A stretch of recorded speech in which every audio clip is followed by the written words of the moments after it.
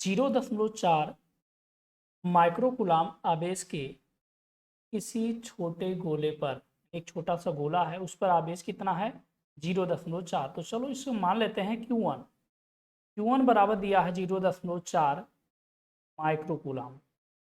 Micro को अगर हटा दें हम, माइक्रोकुलाम को कुलाम में चेंज करना चाहें तो 10⁻⁻6 का गुणा करना पड़ेगा।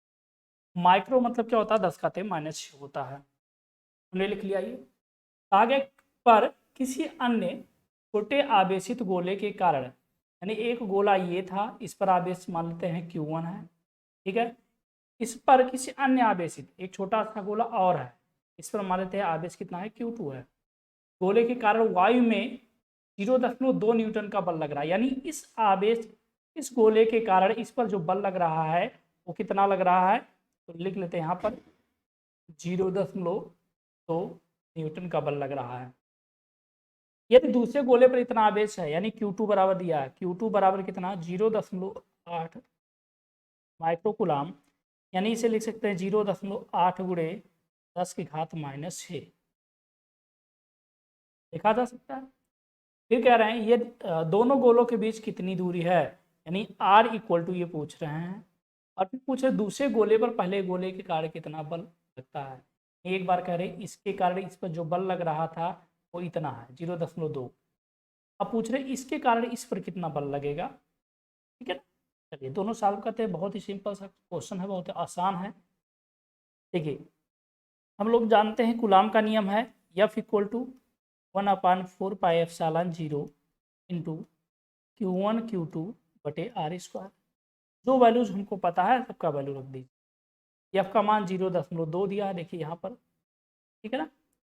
1/4πε0 का मान 9 गुणे 10⁻9 हम लोग जानते हैं, गुणे Q1 का मान 0.4 गुणे 10 कितना -6,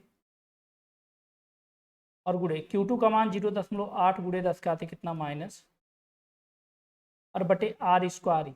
यही तो हमें नहीं पता है, नहीं पता तो ऐसे ही रहने कैलकुलेट करते। देखिए इस R² को अगर हम पक्षांतर करेंगे तो ये पक्षांतर देखिए टोटल के बटे R² था ये R² यहाँ पर जाएगा कि नहीं जाएगा, और इसको पक्षांतर करके इधर ला सकते हैं। ये हो जाएगा हमारा R² इक्वल टू कितना 9 गुणे, देखो इसका और इसका हम गुणा कर लेते हैं, और जब गुणा करते हैं दशमलव को टेंशन छोड़ करके पहले वैसे नॉर्मल गुणा कर लीजिए। 4 और 8 का गुणा करेंगे कितना आएगा 32 आ जाएगा।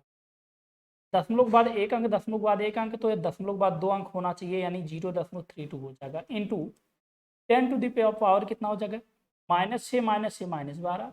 9 में से 12 को घटाएंगे कितना माइनस, और बटे कितना हो जाएगा 0.2। इसी 2 को पक्षांतर कर दिया।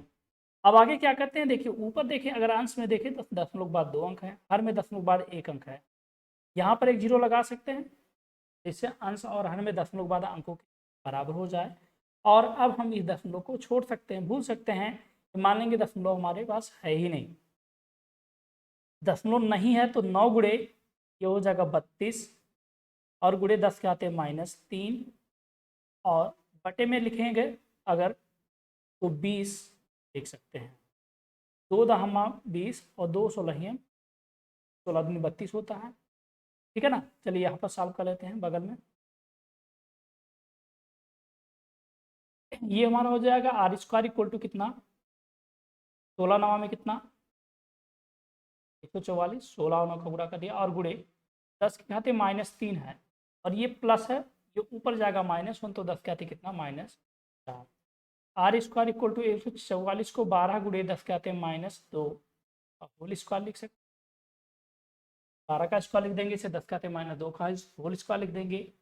R इक्वल टू हो गया 12 गुणे 10 के आते -2, ठीक है ना। ये हमारा आंसर हो गया। इसे मिलीमीटर में भी लिखा जा सकता है, सेंटीमीटर में भी अगर लिखना चाहें तो 0.12 सेंटीमीटर, ठीक है ना। और इसमें जो दूसरा पार्ट आपसे पूछ रहा है कि दूसरे गोले पर पहले गोले के कारण कितना बल लगेगा। एक बात जान लीजिए, जो कूलाम का नियम है किसी एक आवेश के कारण किसी दूसरे आवेश पर लगने वाले बल को बताता है। अगर इन दोनों दोनों हमारे वस्तु हैं, जो भी आवेशित कण हैं, इनके बीच लगने वाला जो बल रहेगा वो बराबर रहेगा, इनकी दिशाएं अलग अलग हो सकती हैं। इसके कारण इस पर लगने वाला बल अगर 0.2 न्यूटन बल है तो इसके कारण इस पर लगने वाला बल भी कितना होगा, 0.2 न्यूटन ही होगा। ठीक है ना। एक बहुत ही पॉपुलर क्वेश्चन है, बहुविकल्पीय क्वेश्चन सुन लीजिए आप लोग। पूछा जाता है कि इन्हीं दो पिंडों के बीच कोई दो आवेशित कण हैं, पहले आवेशित कारण दूसरे पर लगने वाला बल और दूसरे के कारण पहले पर लगने वाले बलों का अनुपात ज्ञात कीजिए। इसका आंसर कितना होगा, 1:। क्यों? क्योंकि पहले पिंड के कारण दूसरे पर जो लगने वाला बल होगा, पहले के कारण दूसरे पर जो लगने वाला बल होगा उसका मान लो कुछ भी आ गया, मान लो x आ गया, तो दूसरे के कारण पहले पर भी लगने वाला बल x ही होगा। और अगर उनका अनुपात लेंगे तो कट जाएगा, यानी 1:1